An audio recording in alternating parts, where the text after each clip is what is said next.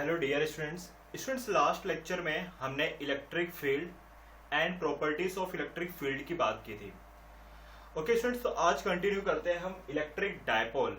ठीक है ना, इलेक्ट्रिक डायपोल। तो आपके दिमाग में आ रहा होगा कि इलेक्ट्रिक डायपोल क्या होता है। स्टूडेंट्स, इलेक्ट्रिक डायपोल दो इक्वल चार्ज जो कि अपोजिट डायरेक्शन के हों और उन्हें कुछ स्मॉल डिस्टेंस पर रखा गया हो, तो उन्हें हम कहते हैं इलेक्ट्रिक डायपोल, है ना। देखिए,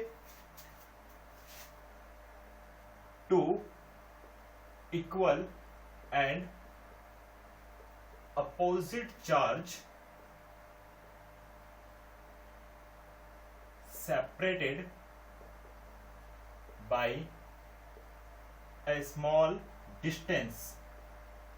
ठीक है ना, small distance is called electric dipole. जैसे कि आप मैग्नेटिक डायपोल पढ़ते होंगे, जैसे मैग्नेट के अंदर क्या होते हैं स्टूडेंट्स, दो पोल होते हैं N एंड S, जिसको हम क्या कहते हैं, मैग्नेटिक डायपोल। वैसे ही इलेक्ट्रिक डायपोल में स्टूडेंट्स दो चार्ज होते हैं, एक पॉजिटिव चार्ज और एक नेगेटिव चार्ज। और स्टूडेंट्स इन दोनों चार्ज को कुछ डिस्टेंस पे रखा गया होता है।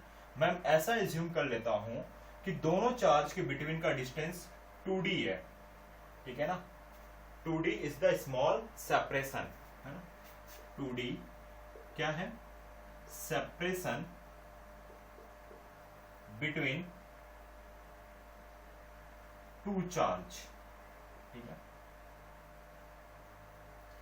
इन मैग्नीट्यूड ये दोनों ही चार्ज इक्वल होते हैं, जैसे कि मैग्नेटिक डायपोल में। स्टूडेंट्स, दोनों में थोड़ा सा डिफरेंस है।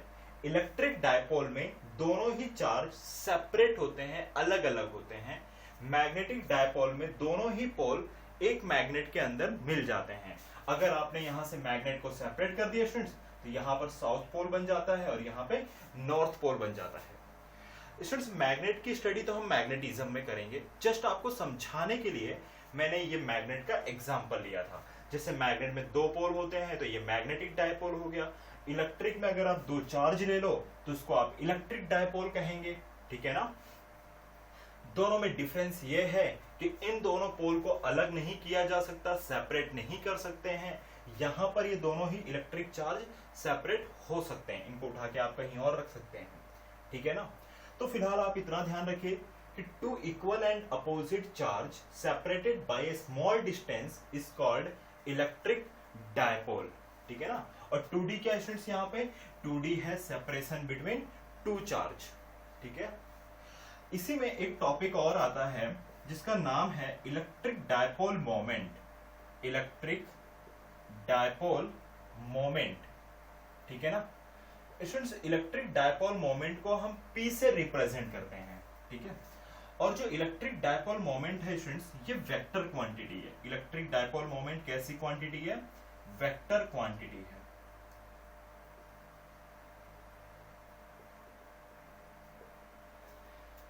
ओके स्टूडेंट्स, इसके लिए मैंने यहां पर वेक्टर का सिंबल किया है। अब आपके दिमाग में आ रहा होगा कि इलेक्ट्रिक डायपोल मोमेंट की हम स्टडी क्यों करते हैं, why we study about electric dipole moment. तो जो इलेक्ट्रिक डायपोल मोमेंट होता है, यानी कि P is measure the strength of electric dipole. Electric dipole की स्ट्रेंथ को मेजरमेंट करने के लिए हम इलेक्ट्रिक डायपोल मोमेंट की स्टडी करते हैं, जिसको हम P से रिप्रेजेंट करेंगे। ठीक है ना स्टूडेंट्स। अच्छा, ये अगर ये वेक्टर क्वांटिटी है तो इलेक्ट्रिक डायपोल मोमेंट की डायरेक्शन क्या होगी। ठीक है ना। तो आप यहां पे लिख लीजिए, direction of electric dipole moment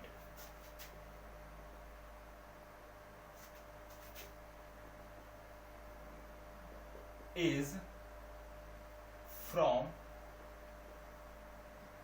negative charge to positive charge. ठीक है ना, इसको आपको लिख लेना है। जैसे यहां पर एक नेगेटिव चार्ज है और यहां पर एक पॉजिटिव चार्ज है। ठीक है ना स्टूडेंट्स। तो यहां पे इलेक्ट्रिक डायपोल मोमेंट की जो डायरेक्शन होगी स्टूडेंट्स वो ये होने वाली है वेक्टर p की, ठीक है ना। और इन दोनों के बीच का जो डिस्टेंस है वो स्टूडेंट्स क्या है, 2d है। समझ में आई बात। इलेक्ट्रिक डायपोल मोमेंट की डायरेक्शन होगी from negative charge to positive charge, ठीक है स्टूडेंट्स। अब इलेक्ट्रिक डायपोल मोमेंट का फॉर्मूला क्या होता है स्टूडेंट्स। इलेक्ट्रिक डायपोल मोमेंट का फॉर्मूला होता है Q equal Q into 2L, ठीक है ना। क्या होता है, Q यानी कि चार्ज इंटू 2D। 2D क्या है, डिस्टेंस इंटू आई कैप, ठीक है स्टूडेंट्स। देखो इलेक्ट्रिक डायपोल मोमेंट की जो डायरेक्शन होगी वो सेपरेशन के डायरेक्शन में ही होगी, और ये मैंने आई कैप लिखा है, ठीक है ना। आई कैप, आई कैप क्या रिप्रेजेंट करेगा, direction of electric dipole moment, ठीक है ना स्टूडेंट्स। ये चार्ज है, यहां पर आपको दोनों में से किसी भी चार्ज का मैग्नीट्यूड कंसीडर कर लेना है, ठीक है ना, क्योंकि इन मैग्नीट्यूड दोनों ही चार्ज इक्वल अमाउंट के हैं, ठीक है। तो आपको ये बात ध्यान रखनी है। This is the formula of electric dipole moment. Students SI unit क्या होने वाला है इलेक्ट्रिक डायपोल मोमेंट का, एसआई यूनिट। तो इलेक्ट्रिक डायपोल मोमेंट का स्टूडेंट्स एसआई यूनिट होता है कूलम इनटू मीटर, ठीक है ना। मैं इस तरीके से लिख देता हूं, कूलम डॉट मीटर, जिसको आप लिख सकते हैं कूलम इनटू मीटर, ठीक है ऐसे। तो एक बार स्टूडेंट्स आप इसको अच्छे से नोट कर लीजिए, फिर आगे हम कंटिन्यू करते हैं और इलेक्ट्रिक डायपोल के एक या दो केस हम देखेंगे यहां पे, ठीक है।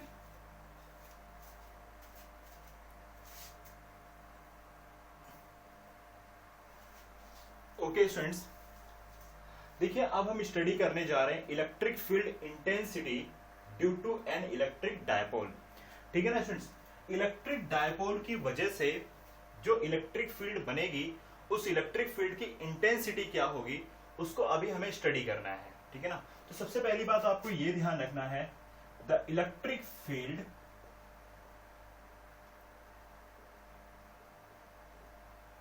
Produced by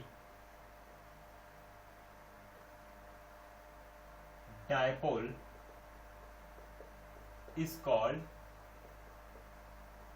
dipole field। क्या बोलते हैं उसको हम, डायपोल फील्ड, ठीक है स्टूडेंट्स। हम यहां पर दो केस देखने वाले हैं electric field intensity due to an electric dipole.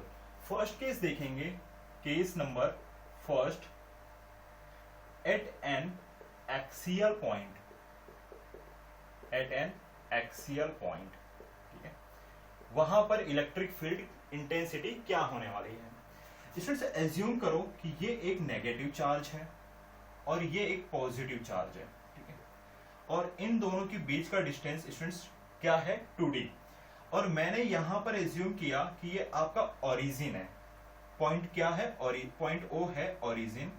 Point ओ से ये डिस्टेंस आप एज्यूम कर लीजिए कि d है, और ये डिस्टेंस भी आप एज्यूम कर लीजिए कि d है, ठीक है। यानी ओरिजिन से d डिस्टेंस पर नेगेटिव चार्ज है, ओरिजिन से d डिस्टेंस पर पॉजिटिव चार्ज है। ये वाला पॉइंट मान लेते हैं कि a है, और ये वाला पॉइंट मैं एज्यूम कर लेता हूं कि b है, ठीक है। अब स्टूडेंट्स आपसे पूछा जा रहा है, सपोज करो कि यहां पे इस पॉइंट पर एक पॉइंट मैंने ऐसे बना दिया जिसका नाम मान लेता हूं मैं कि सी नहीं, कुछ और एज्यूम कर लेते हैं, P है, ठीक है, पॉइंट P। तो आपसे ये कहा जा रहा है कि देखिए यहां पे एक मैंने टेस्ट चार्ज रख दिया है Q0। इसे सपोज करो, सपोज एट पॉइंट P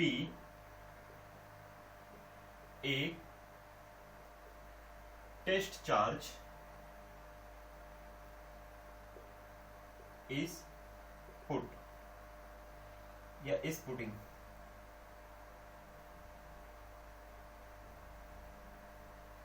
ठीक है। और आपसे पूछा जा रहा है what is the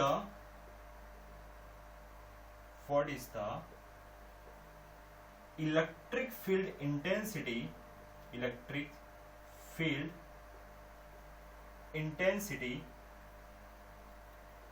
eight point P। ये क्वेश्चन है मेरा, ठीक है ना। मैंने आपसे पूछा है यहां पे कि what is the electric field intensity at point P। समझो स्टूडेंट्स, हमें क्या करना है यहाँ पे, किसी भी एक्सियल पॉइंट पर electric field intensity find out करनी है। स्टूडेंट्स देखो, ये है एक्सियल पॉइंट, ठीक है ना, ये है एक्सियल पॉइंट। तीनों चार्ज का जो एक्सिस है वो सेम है, इसलिए मैंने इसको क्या नाम दिया, एक्सियल पॉइंट। अब आपसे ये कहा गया कि सपोज करो कि पॉइंट P पर एक टेस्ट चार्ज रखा गया है और आपसे ये पूछा जा रहा है कि what is the electric field intensity at point P। और एज्यूम कर लो कि ये वाला जो चार्ज है, ये वाला चार्ज ओरिजिन से r डिस्टेंस पर है, ठीक है ना। जो पॉइंट P है स्टूडेंट्स, ओरिजिन से कितने डिस्टेंस पर है, r डिस्टेंस पर है, ठीक है। तो पॉइंट P के ऊपर इलेक्ट्रिक फील्ड इंटेंसिटी क्या होने वाली है। स्टूडेंट्स ध्यान से देखिएगा, ये एक पॉजिटिव चार्ज है और ये भी पॉजिटिव चार्ज है, ठीक है। तो इन दोनों चार्ज में क्या होगा, रिपल्सन होगा। लाइक चार्ज के बिटवीन में स्टूडेंट्स क्या होता है, रिपल्सन होता है। तो इन दोनों चार्ज के बिटवीन में रिपल्सन होगा। और कल हमने पढ़ा था इलेक्ट्रिक फील्ड की डायरेक्शन वही होगी। इलेक्ट्रिक फील्ड इंटेंसिटी एक वेक्टर क्वांटिटी है। इलेक्ट्रिक फील्ड इंटेंसिटी की डायरेक्शन फोर्स के अलोंग होती है। ये बात मैंने कल आपको एक्सप्लेन कर दी थी कि जिस डायरेक्शन में फोर्स लगेगा उसी डायरेक्शन में इलेक्ट्रिक फील्ड इंटेंसिटी होगी। स्टूडेंट्स ध्यान से देखिए कि ये पॉजिटिव चार्ज है और ये भी पॉजिटिव चार्ज है, तो यहां पे रिपल्सन फोर्स लगेगा और रिपल्सन फोर्स की डायरेक्शन क्या होगी, away from the test charge. तो स्टूडेंट्स रिपल्सन फोर्स इस डायरेक्शन में होगा, तो रिपल्सन फोर्स के डायरेक्शन में ही इस चार्ज की वजह से जो इलेक्ट्रिक फील्ड होगी वो भी वही डायरेक्शन होगी। Electric field intensity is along the force. कौन सा फोर्स, इलेक्ट्रोस्टैटिक फोर्स। तो यहां पे जो इलेक्ट्रिक फील्ड इंटेंसिटी होगी वो होगी EB, है ना। EB मतलब electric field intensity due two point B, ठीक है। अब स्टूडेंट्स ध्यान से देखिए, ये नेगेटिव चार्ज है, नेगेटिव चार्ज की और ये है पॉजिटिव चार्ज। तो नेगेटिव और पॉजिटिव चार्ज में क्या होगा स्टूडेंट्स, एट्रैक्शन होगा, ठीक है ना। और एट्रैक्शन की जो डायरेक्शन होती है स्टूडेंट्स ये होती है, ठीक है ना। ये मैंने ऑलरेडी आपको एक्सप्लेन कर रखी है। ये रिपल्सन की डायरेक्शन है और ये अट्रैक्शन की डायरेक्शन है, ठीक है ना। तो स्टूडेंट्स अट्रैक्शन होगा तो यहां पर भी आपसे वही चीज ध्यान रखनी है कि electric field intensity is along the force. अगर अट्रैक्शन फोर्स इधर लग रहा है तो यहां पे ये होगी इलेक्ट्रिक फील्ड इंटेंसिटी की डायरेक्शन, ठीक है।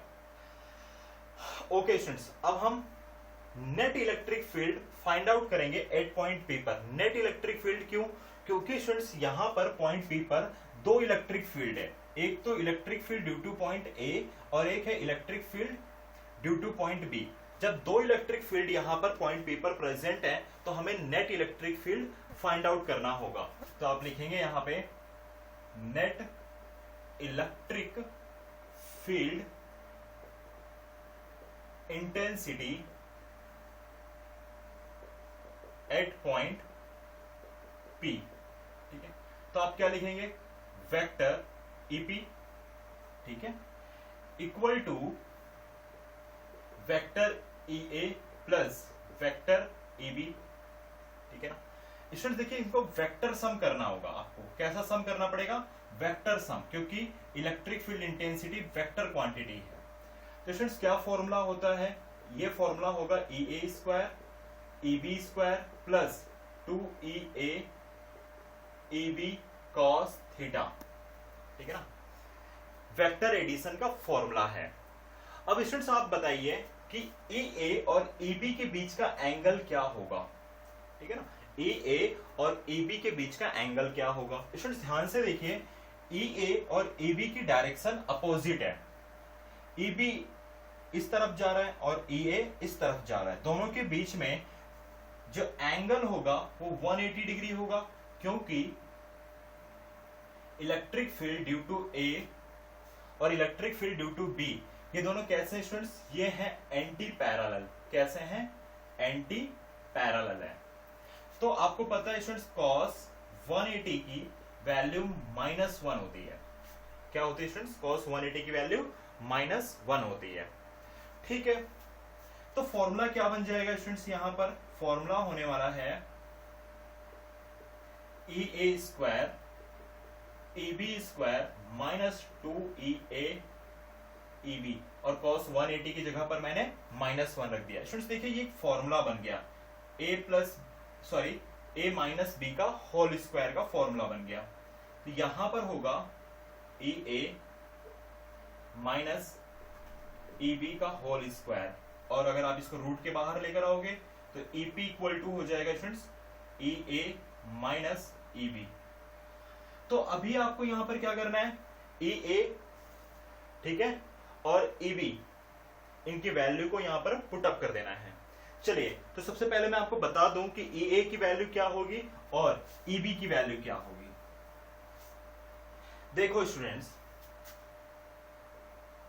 EA की वैल्यू क्या होगी? तो आपको इलेक्ट्रिक फील्ड इंटेंसिटी का बेसिक फॉर्मूला तो पता ही होगा, KQ अपॉन डिस्टेंस स्क्वायर। ठीक है, तो स्टूडेंट्स देखिए K EA लिखने जा रहे हैं और चार्ज क्या है स्टूडेंट्स? Q। इस वाले पॉइंट से पॉइंट P का डिस्टेंस क्या है? देखिए पॉइंट A से पॉइंट P का डिस्टेंस, तो आप देखेंगे पॉइंट A से पॉइंट O के बीच का डिस्टेंस कितना है? D, मैंने ऑलरेडी नीचे लिख रखा है। और पॉइंट O से P का डिस्टेंस कितना है? R। तो आप लिखेंगे यहां पे R प्लस D स्क्वायर, ठीक है ना, और इसको दे दीजिए आप इक्वेशन नंबर 1। ऐसे ही EB KQ, ठीक है, इसका भी चार्ज क्या है स्टूडेंट्स? Q है। डायरेक्शन की बात हम इसलिए नहीं करेंगे क्योंकि डायरेक्शन का ऑलरेडी यहां पर डिस्कशन हो चुका है, ठीक है ना। अब स्टूडेंट्स देखिए पॉइंट B से ये वाला डिस्टेंस कितना है? देखो स्टूडेंट्स यहां पॉइंट O से P का डिस्टेंस R है और O से B का डिस्टेंस D है। तो मैं क्या करूंगा, R में से D को अगर मैं माइनस कर दूं तो ये डिस्टेंस मुझे मिल जाएगा। तो आप लिख सकते हैं यहां पर R minus D square, equation number 2।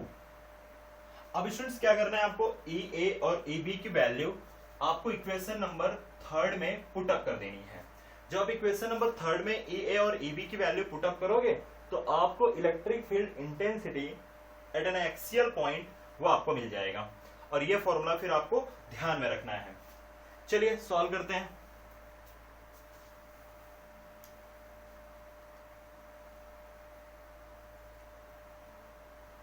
Okay, यहां देखिए EA की वैल्यू क्या आई है स्टूडेंट्स? EA की वैल्यू आई है KQ R plus D square minus KQ R minus D square. EP KQ common ले लीजिए, अंदर क्या होगा? R plus D square R minus D square, ठीक है ना। अब स्टूडेंट्स KQ,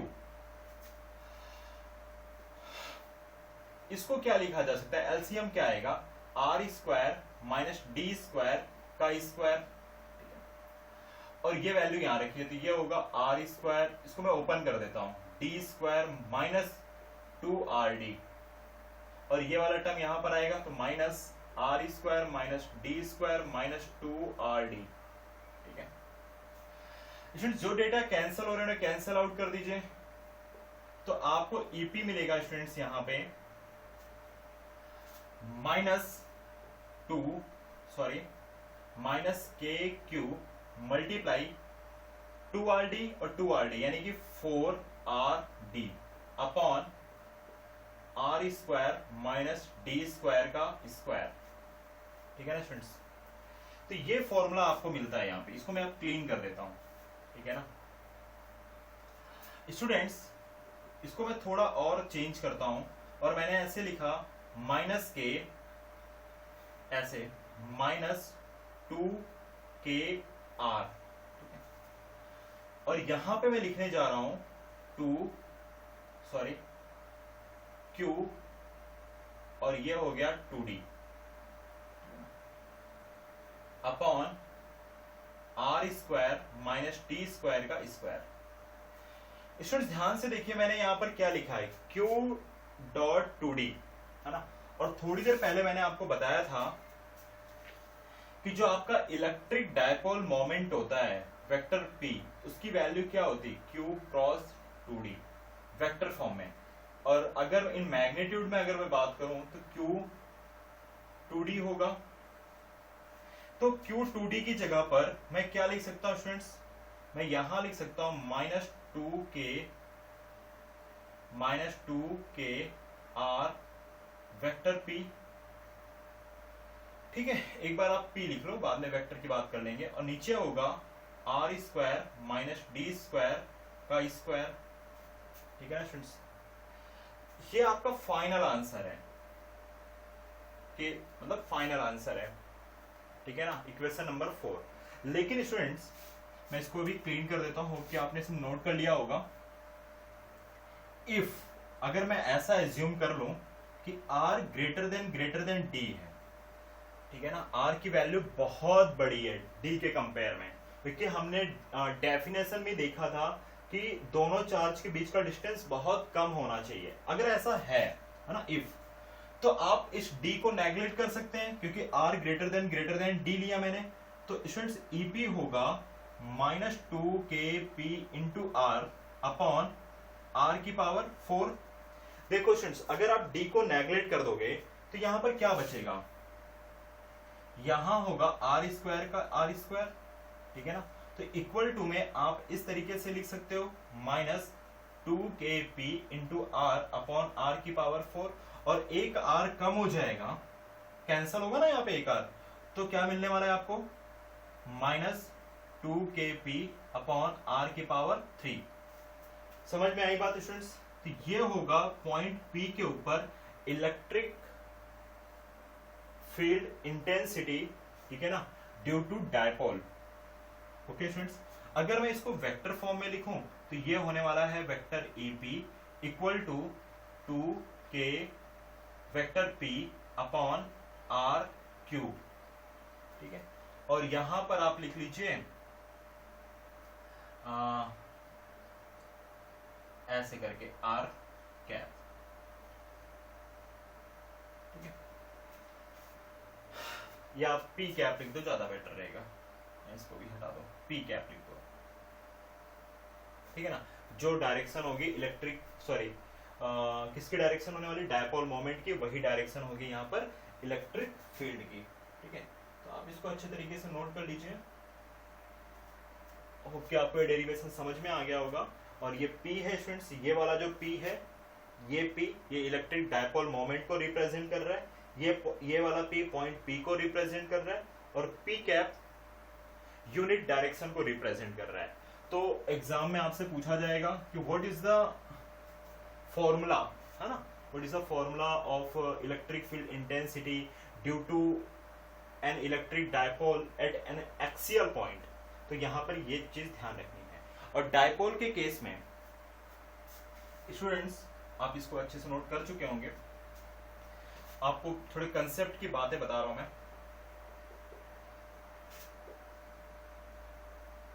पहले हम बात कर रहे हैं due two point charge. Due two point charge यानी एक सिंगल चार्ज के लिए मैं बात कर रहा हूं, वहां पर इलेक्ट्रिक फील्ड का रिलेशन डिस्टेंस के साथ में r स्क्वायर होता है, पहली चीज। लेकिन इन केस ऑफ डायपोल यानी आप लिखना है ड्यू टू इलेक्ट्रिक डायपोल। ठीक है ना, तो ड्यू टू इलेक्ट्रिक डायपोल अगर आप देखेंगे तो इलेक्ट्रिक फील्ड का रिलेशन डिस्टेंस के साथ में r क्यूब होता है। ये देखिए आपके सामने है, electric field is inversely proportional to the cube of distance. ठीक है ना, और अगर आप किसी भी पॉइंट चार्ज की बात करते हैं तो वहां पे इलेक्ट्रिक फील्ड इंटेंसिटी का रिलेशन डिस्टेंस के साथ में क्या होता है, इनवर्सली प्रोपोर्शनल तो होता ही है, लेकिन 1/r स्क्वायर होता है। ठीक है, तो एक बार आप इसको अच्छे से नोट करिए, फिर मैं आपको एक सेकंड केस एक्सप्लेन करता हूं। जैसे यहाँ पर हमने पढ़ा एक्सियल पॉइंट के लिए वैसे ही हम इक्वाटोरियल पॉइंट के लिए इलेक्ट्रिक फील्ड इंटेंसिटी की अब स्टडी करेंगे, ठीक है ना।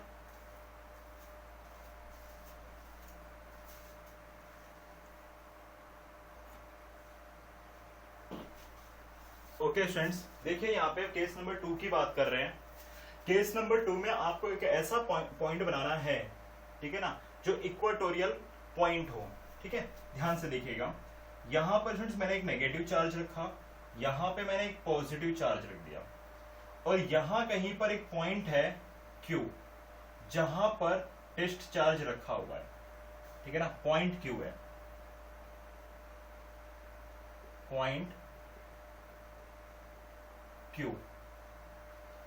स्टूडेंट्स इन दोनों के बीच का जो डिस्टेंस है वो 2D है, ठीक है ना, ऐसे। ये वाला मान लीजिए कि ओरिजिन पॉइंट है, और ये डिस्टेंस है आपका D, और ये डिस्टेंस भी है D, और ये पॉइंट Q नॉन क्या है, इक्वाटोरियल पॉइंट है। स्टूडेंट्स मैंने ये वाला डिस्टेंस x एज्यूम कर लिया है, ठीक है, और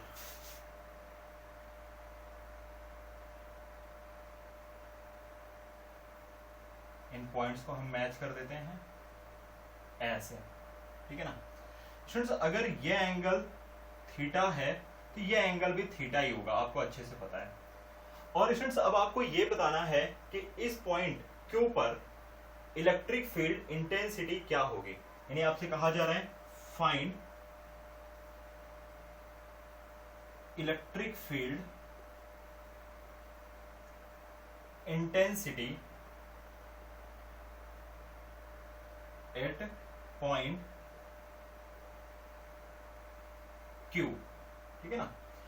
स्टूडेंट्स देखिए ये पॉजिटिव चार्ज है और ये भी एक पॉजिटिव चार्ज है, टेस्ट चार्ज हमेशा पॉजिटिव चार्ज ही कंसीडर करना है। तो स्टूडेंट्स अच्छा इस पॉइंट का मैं नाम दे देता हूं पॉइंट A, और इस पॉइंट का नाम मैंने दे दिया पॉइंट B, ठीक है। तो स्टूडेंट्स और ये पॉइंट क्या है Q, तो यहां पर पॉजिटिव चार्ज इनके बिटवीन में स्टूडेंट्स क्या होने वाला है, रिपल्सन, और रिपल्सन फोर्स के अलोंग ही इलेक्ट्रिक फील्ड इंटेंसिटी होती है, ये बात आपको ऑलरेडी पता है। स्टूडेंट्स देखिए ये पॉजिटिव चार्ज है, ये नेगेटिव चार्ज है, इनके बिटवीन में क्या होगा, अट्रैक्शन, कौन सा फोर्स लगने वाला है, अट्रैक्शन वाला फोर्स लगने वाला है, अट्रैक्शन फोर्स लगने वाला है। और स्टूडेंट्स इसका नाम मैंने दे दिया EA, ठीक है ना, थोड़ा ज्यादा ही बड़ा हो गया है ऐसे। तो स्टूडेंट्स इनके बिटवीन में क्या होने वाला है, अट्रैक्शन, और इलेक्ट्रिक फील्ड इंटेंसिटी फोर्स के अलोंग ही होती है। स्टूडेंट्स अब देखो ये दोनों फोर्स के बीच का एंगल कितना होगा, स्टूडेंट्स ये एक एक्सटर्नल एंगल है, तो external angle is a sum of two internal angle. हमने पढ़ा हुआ है ये मैथ के अंदर कि अगर यहां पर एक्सटर्नल एंगल है तो external angle is the sum of two internal angle. तो यहां पर जो एंगल होगा फ्रेंड्स वो होगा 2 थीटा, क्या होने वाला है, 2 थीटा। समझ में आई बात, तो आप यहां पे लिख लीजिए angle between EA and EB is 2 theta, ठीक है ना, ऐसे। अब स्टूडेंट्स देखिए EA और EB की वैल्यू क्या होगी, सबसे पहले तो ये लिख लेते हैं, EA की वैल्यू क्या होगी स्टूडेंट्स, KQ, और मतलब पॉइंट A से पॉइंट Q के बीच का डिस्टेंस कितना होगा, तो पाइथागोरस की हेल्प से आप फाइंड आउट कर सकते हैं कि अगर ये डिस्टेंस x है और ये वाला डिस्टेंस d है तो ये डिस्टेंस कितना होगा, ये डिस्टेंस होगा x square plus d square. Same वैसे ही ये डिस्टेंस यानी कि जो परपेंडिकुलर वो x है और ये डिस्टेंस d है, तो ये वाला डिस्टेंस कितना होगा स्टूडेंट्स, ये भी होगा x square plus d square, ठीक है ना। तो आप लिखेंगे यहां पर EA equal to KQ upon x square plus d square का स्क्वायर, सॉरी ऐसे लिखेंगे ना, डिस्टेंस रूट में है, x square plus d square का ब्रैकेट और होल स्क्वायर। तो स्टूडेंट्स EA की वैल्यू क्या हो जाएगी, KQ upon x square plus D square, है ना, डिस्टेंस स्क्वायर आपको पता होना चाहिए, इलेक्ट्रिक फील्ड इंटेंसिटी का फॉर्मूला। सेम ऐसे ही ईबी भी क्या हो जाएगा, K Q upon x square plus D square. तो स्टूडेंट्स आपने देखा कि in magnitude E A equal to क्या है, ईबी। इन मैग्नीट्यूड दोनों ही इलेक्ट्रिक फील्ड इंटेंसिटी इक्वल हैं, ठीक है ना। चलिए अब आगे कंटिन्यू करते हैं स्टूडेंट्स। जब वेक्टर सम करोगे ईबी और ईए का, ठीक है ना, दोनों इन मैग्नीट्यूड इक्वल हैं, तो जो नेट इलेक्ट्रिक फील्ड आएगी यहां पे एट पॉइंट क्यू, वो इन दोनों के सेंटर से होके पास होगी। क्यों? क्योंकि इन मैग्नीट्यूड दोनों ही इलेक्ट्रिक फील्ड इंटेंसिटी इक्वल हैं। कहां से पास होगी, सेंटर से पास होगी। और इस इलेक्ट्रिक फील्ड इंटेंसिटी का नाम मैंने दे दिया है E Q, vector E Q, ठीक है। तो स्टूडेंट्स ये वाला एंगल थीटा है और ये एंगल भी क्या हो जाएगा, थीटा। और ये ई क्यू क्या है, net electric field, net electric field at point Q. मैं यहां पे लिख देता हूं, आपको घबराना नहीं है। ये क्या है, नेट इलेक्ट्रिक फील्ड इंटेंसिटी, ठीक है ना, एट पॉइंट क्यू, ठीक है। चलिए ये तो थोड़ी सी बातें हो गई। अब मैं डिस्कशन को और आगे कंटिन्यू करता हूं और आप ध्यान से देखिए। जैसे मान लीजिए कि ये पॉइंट क्यू है, पॉइंट क्यू से स्टूडेंट्स ये ईबी, ईबी है ना, ईबी वाली जो इलेक्ट्रिक फील्ड है वो ऐसे गई है, ठीक है, और ई ए वाली ऐसे गई है, ई ए। अब आपको पता है कि दोनों ही इलेक्ट्रिक फील्ड, यानी इलेक्ट्रिक फील्ड इंटेंसिटी एक वेक्टर क्वांटिटी है। तो आपने वेक्टर चैप्टर में पढ़ा होगा कि किसी भी वेक्टर क्वांटिटी के कंपोनेंट बनते हैं, ठीक है ना स्टूडेंट्स, क्या बनते हैं, कंपोनेंट, ठीक है। तो मैं यहां पे एक लाइन ड्रॉ कर देता हूं, इस लाइन को बोलेंगे हम इमेजिनरी लाइन, ठीक है ना स्टूडेंट्स। अब देखिए ध्यान से, और यहां पर भी मैं एक ऐसे इमेजिनरी लाइन ड्रॉ कर देता हूं, ऐसे, ठीक है ना स्टूडेंट्स। अगर ये एंगल थीटा है, क्या है एंगल, थीटा, और स्टूडेंट्स ये वाला एंगल भी थीटा है, ठीक है ना। तो स्टूडेंट्स हमें क्या करना है, इलेक्ट्रिक फील्ड इंटेंसिटी जो कि एक वेक्टर क्वांटिटी है, तो उसके क्या बनने वाले हैं, कंपोनेंट। तो आपको ईबी और ई ए के कंपोनेंट बना लेने हैं, ठीक है ना। तो स्टूडेंट्स ईबी का कौन सा कंपोनेंट यहां पर आएगा, ईबी का यहां पर कौन सा कंपोनेंट आएगा, ईबी का यहां पर कंपोनेंट आएगा ईबी साइन थीटा, और यहां पे आएगा ईबी कॉस थीटा, ठीक है ना। वैसे ही अगर आप ई ए के कंपोनेंट बनाओगे तो यहां पर कंपोनेंट आएगा ई ए का, ई ए साइन थीटा, और यहां पर यहां पर जो कंपोनेंट आएगा स्टूडेंट्स वो होने वाला है ई ए कॉस थीटा। समझ में आई बात। तो स्टूडेंट्स जो आपके वर्टिकल कंपोनेंट है, वर्टिकल कंपोनेंट, ठीक है ना स्टूडेंट्स, देखिए इन मैग्नीट्यूड दोनों ही इक्वल है, ई A equal to E B, ठीक है ना, और ये वाला थीटा और ये वाला थीटा भी इक्वल है। इसका मतलब हुआ कि ई बी साइन थीटा और ई ए साइन थीटा भी इक्वल होगा, क्योंकि थीटा सेम है और दोनों का मैग्नीट्यूड भी सेम है। तो आपका क्या होगा, वर्टिकल कंपोनेंट कैंसिल हो जाएंगे, है ना, E A sine theta and E B sine theta cancel each other because they are equal in magnitude but opposite direction।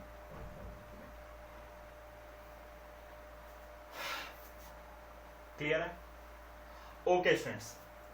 लेकिन जो आपका यहां पे, मैं इसको क्लीन करता हूं थोड़ा सा, ये वाला, स्टूडेंट्स यहां पर हम बात कर लेते हैं हॉरिजेंटल कंपोनेंट की। तो स्टूडेंट्स यहां पर देखिए जो हॉरिजेंटल कंपोनेंट है वो ऐड हो जाएंगे, क्योंकि ए बी कॉस थीटा और ई ए कॉस थीटा दोनों की डायरेक्शन सेम है और इन मैग्नीट्यूड दोनों इक्वल हैं। तो आप ऐसा लिखेंगे A Q equal to E A cos theta plus E B cos theta, जो कि हो जाएगा E Q equal to 2EA cos theta. Students मैंने कैसे लिख दिया, क्योंकि ई ए और ई बी की वैल्यू सेम है, तो आप ना ई बी की जगह ई ए लिख लीजिए, तो दोनों ऐड हो जाएंगे। तो ई क्यू इक्वल टू क्या हो जाएगा 2EA कॉस थीटा। तो एक बार आप इसको अच्छे से नोट कर लीजिए, फिर आगे हम कंटिन्यू करते हैं।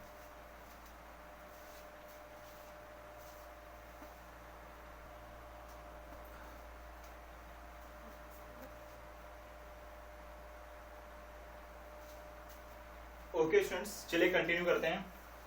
देखिए ई क्यू यानी electric field intensity at point Q equal to 2EA cos theta. Students यहां पर 2 लिख लीजिए और ई ए की वैल्यू क्या है वो पुट अप कर दीजिए। के मैं ऐसे ही लिख देता हूं 2KQ upon x square plus D square into cos theta. इस ट्राइंगल को ध्यान से देखिए तो आपको कॉस थीटा की वैल्यू मिल जाएगी। देखो स्टूडेंट्स आपके पास ट्राइंगल है AQO, अदरवाइज BQO। तो कॉस थीटा इक्वल टू क्या होगा students, cos theta equal to होगा D upon x square plus D square. ये देखिए cos theta equal to base upon hypotenuse, ये हो जाएगा। और मैंने यहां पर इसकी पावर लिख दी 1/2। क्यों भाई 1/2 लिख दी, क्योंकि ये रूट में है ना। तो EQ इक्वल टू हो जाएगा students 2KQD upon x square D square की पावर 3/2, क्योंकि इसकी पावर 1 है और इसकी पावर 1/2 है। दोनों को ऐड कर दोगे तो पावर हो जाएगी 3/2। और स्टूडेंट्स आपको पता है कि जो इलेक्ट्रिक डायपोल मोमेंट होता है उसका फॉर्मूला होता है Q क्रॉस वेक्टर 2D, है ना, जिसको आप इस तरीके से भी लिख सकते हो P इक्वल टू 2QD। तो यहां पर देखिए 2 भी है, Q भी है और D भी है, तो आप इसको क्या लिख सकते हो K 2QD upon x square D square की पावर 3/2। तो EQ कितना हो जाएगा स्टूडेंट्स, EQ हो जाएगा KP upon x square D square की पावर 3/2। तो ये होने वाला है आपका EQ, ठीक है ना स्टूडेंट्स। मैं अब इसको क्लीन कर देता हूं, क्योंकि अब इसका कोई काम नहीं है यहाँ पे और आपने नोट कर लिया है, इसलिए कोई प्रॉब्लम भी नहीं है, ठीक है। देखिए स्टूडेंट्स अगर आप डायग्राम को ध्यान से देखेंगे तो आपको समझ में आएगा कि जो EQ है उसकी डायरेक्शन इलेक्ट्रिक डायपोल मोमेंट के डायरेक्शन के अपोजिट है, क्योंकि जो इलेक्ट्रिक डायपोल मोमेंट P होता है उसकी डायरेक्शन नेगेटिव चार्ज से पॉजिटिव चार्ज की तरफ होती है, और जो EQ है उसकी डायरेक्शन इलेक्ट्रिक डायपोल मोमेंट के अपोजिट है। तो आप लिख सकते हैं यहां पे the direction of electric field intensity electric field intensity at a point on equatorial line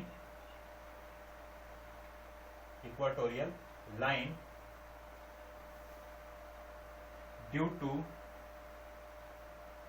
dipole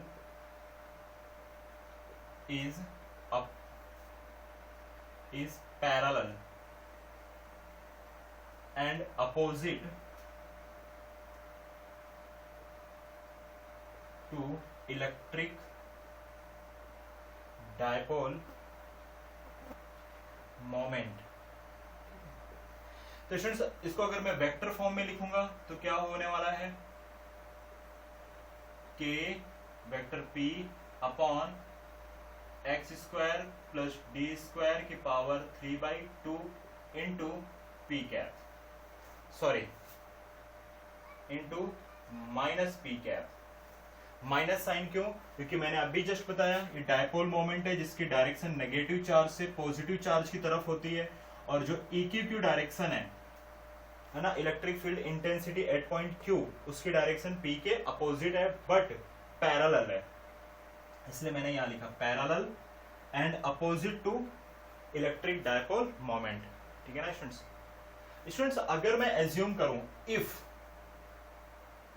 है ना, if x greater than d हो जाए, तो EQ इक्वल टू क्या होगा, EQ इक्वल टू होगा KP अपॉन एक्स स्क्वायर की power 3/2, है ना। d स्क्वायर को आप नेग्लेक्ट कर दोगे, इसकी वजह से हमने ऐसा एज्यूम किया था, 2 से 2 कैंसल, तो EQ इक्वल टू होगा KP अपॉन x की पावर 3।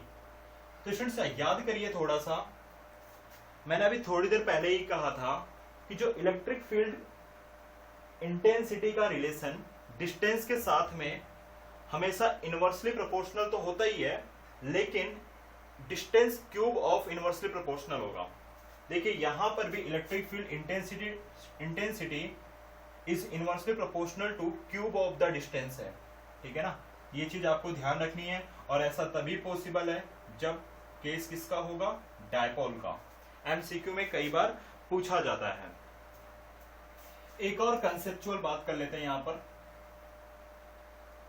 अगर हम कंपेयर करें, कंपेयर, ठीक है ना, इलेक्ट्रिक फील्ड की, कंपेयर किसकी करनी है, electric field due to electric dipole. ठीक है ना। तो स्टूडेंट्स फर्स्ट केस में यानी कि एक्सियल पॉइंट पर आपको जो इलेक्ट्रिक फील्ड मिली थी उसको मैंने रिप्रेजेंट किया था स्टूडेंट्स ईपी से, वो आपको मिली थी 2kp अपॉन एक्स क्यूब, और जो इक्वाटोरियल पॉइंट पर मिली है, इक्वाटोरियल पॉइंट पर जो इलेक्ट्रिक फील्ड आपको मिली है वो आपको मिली है EQ KP upon x cube. यानी अगर आप कंपेयर कर दो इन दोनों केस को तो आप देखेंगे कि EP इक्वल टू 2EQ है ना। अगर आप कंपेयर करेंगे तो आप देखेंगे EP इक्वल टू 2EQ है। तो अभी आज हमने दो केस पढ़े, electric field due to electric dipole. एक तो हमने पढ़ा एक्सियल पॉइंट पर जहां पर ये इलेक्ट्रिक फील्ड इंटेंसिटी कितनी आई, 2kp अपॉन एक्स क्यूब, और इक्वाटोरियल पॉइंट पर कितनी मिली आपको, EQ equal to KP upon x cube. अगर दोनों को कंपेयर करेंगे तो 2 टाइम्स का डिफरेंस आएगा। और दूसरी सबसे इंपॉर्टेंट बात एक बार मैं फिर से रिवाइज करा दूं, डायपोल के केस में इलेक्ट्रिक फील्ड डिस्टेंस के साथ इनवर्सली प्रोपोर्शनल होती है, या यूं कहूं तो cube of the inversely proportional होती है। ठीक है ना, इसको अच्छे तरीके से आप नोट कर लीजिएगा, फॉर्मूले को ध्यान में रखना, क्योंकि बहुत सारे एग्जांपल्स इलेक्ट्रिक डायपोल और इलेक्ट्रिक डायपोल मोमेंट के बेस पर आते हैं। ठीक है, तो आप इसको अच्छे से एक बार नोट कर लीजिए। जहां भी आपको समझ में नहीं आता है तो वीडियो को पॉज करके अच्छे से देखिएगा। ठीक है ना, और फिर भी क्लियर ना हो तो आप मुझे कांटेक्ट करिए। ठीक है, तो मिलते हैं नेक्स्ट लेक्चर में, कुछ नए और टॉपिक्स लेकर आएंगे इलेक्ट्रोस्टैटिक्स के लिए। ठीक है, बाय।